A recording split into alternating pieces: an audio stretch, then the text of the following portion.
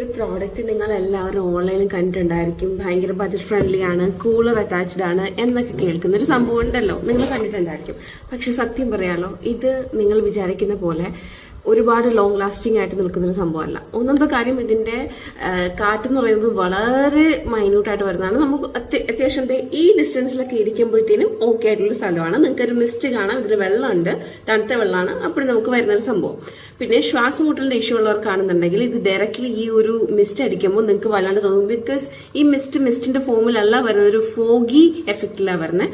അപ്പോൾ നിങ്ങൾക്ക് ഒരു ബുദ്ധിമുട്ട് ഉണ്ടാക്കാൻ പറ്റും. ഇനി സെക്കൻഡ് തിങ്, ഇതിൽ 3 ഓപ്ഷൻസ് ഉണ്ട്. ഓക്കെ, ഇതുപോലെ 3 നിങ്ങൾക്ക് കാണുന്നുണ്ടോ? ഈ 3ത്തിലേക്ക് നമുക്ക് വർക്ക് ചെയ്യിക്കാൻ പറ്റില്ല.